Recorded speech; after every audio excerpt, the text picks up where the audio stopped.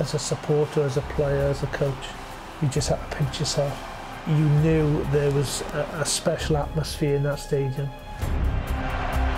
Wales' record victory over England in the 2013 RBS Six Nations was the culmination of one of the most unlikely of comebacks after a poor run of results prior to the tournament.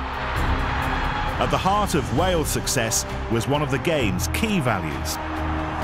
Belief comes from your core beliefs in terms of your personality, your character, what you're about. The more you believe in something, the happier and more effective you can be in doing that task.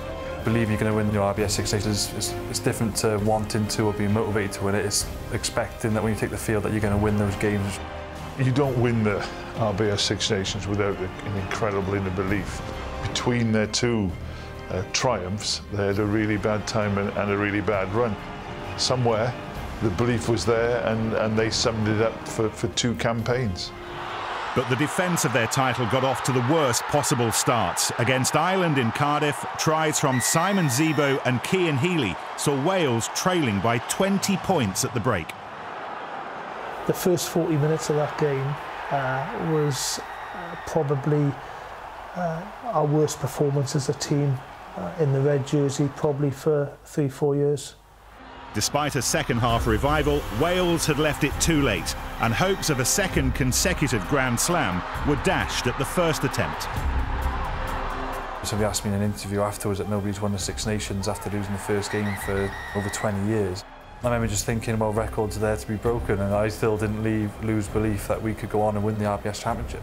Good teams don't become bad teams overnight, and there was enough ingredients in that second half to give us that self-confidence, whether it was as a team or individual. The message and the players, then went into the French game with plenty of confidence and belief that we could finish the tournament with a win.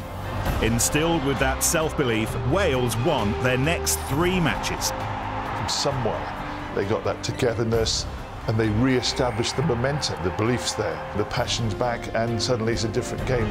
Standing between them and a second successive RBS Six Nations title would be an England side looking to achieve their first Grand Slam in 10 years. I don't think you can play for Wales at Cardiff against England. You say there's no pressure. But boys, they've got all the publicity, they've got all the momentum. But let's see how they go when Wales put them under pressure. If we'd won, and obviously didn't win by 8, England would have won the championship. But we just wanted to win the game, and that was our target and motivation going into the game. It's hard to explain, but it kind of just expectancy that something was going to happen, that something special was going to happen. And the final message we had for the game was sort of our stadium, our trophy, and I just think everybody just wanted to defend that so bad. It was always going to be a game of big consequences. I think England may have had an opportunity early on in that game. I think Manu Tuilagi dropped the ball. George North nearly getting away in the ankle tap. I think when you look back at the first half, we were quite happy at half-time. Just 6 points separated the sides at half-time. What followed in a remarkable second half revived memories of 12 months earlier when Wales beat France. It was all about the team that was going to take their opportunity in the second half to get one score in front. Was going to be a deciding factor. So to come back, win 4 in a row, and the way it was at home as well, it was the best atmosphere I've ever experienced. It was absolutely incredible.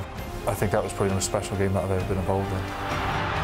It's not often you're able to enjoy the last 10 minutes of a championship or a Grand Slam game. I think the atmosphere then, supporters started to celebrate it. You could see in the faces of the players, and it was a far different face which the players showed to the start of the campaign against Ireland. You don't just train well for 1 week and suddenly believe in yourself. It's an accumulation of years and years of success and defeats as well, which help you get to that level. Out of all the rugby memories I've had, for just sheer joy and happiness at the end of the final whistle, that was definitely the best feeling I've ever had.